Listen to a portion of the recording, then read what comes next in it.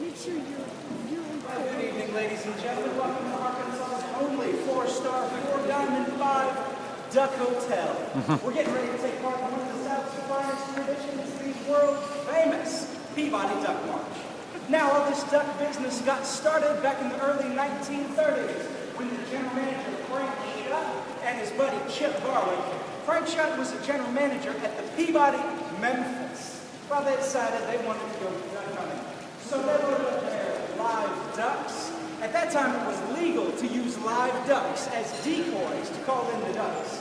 So they loaded up their live ducks, all their equipment, got in their cars, and yes, ladies and gentlemen, they drove all the way to fabulous LA. Of course, that's lower Arkansas. Oh, there's some real laughter. I didn't get any laughter.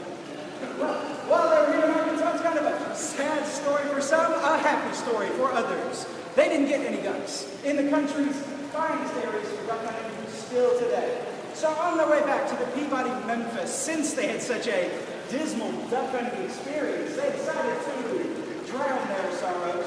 Feeling a slight bit mischievous, when they got back to the Peabody, Memphis, they snuck into the hotel, snuck those live decoy ducks into the fountain, snuck upstairs, snuck it off, came back the next morning.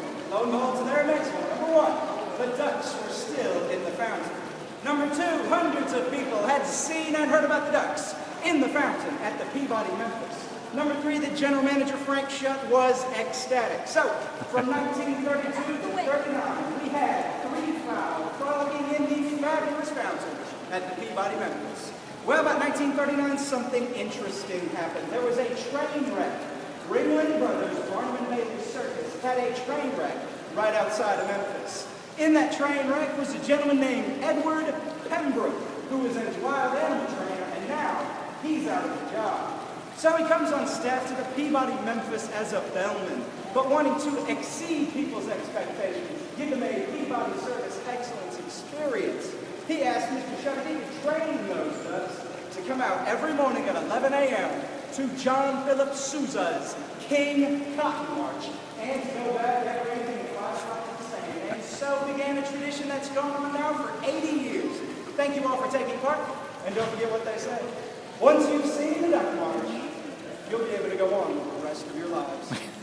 Now, my name is Logan. I'm the Duck Master here at Peabody. We're going to have a show of hands. How many of y'all at your first Duck March? Couple. Oh, all right, folks, a redundant question. How many of y'all are ready to see the Ducks March? Yeah, our good excited. All right, folks, but without further ado, here they go, the world famous Peabody Ducks.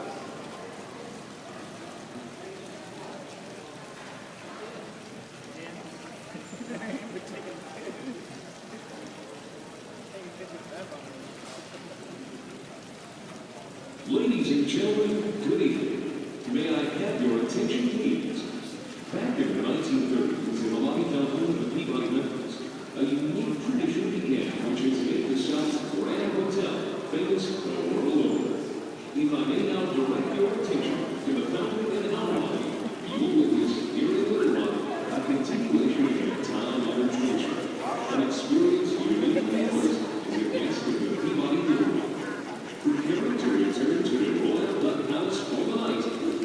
Ladies and gentlemen, the March of the Peabody Ducks. That's cute. Go.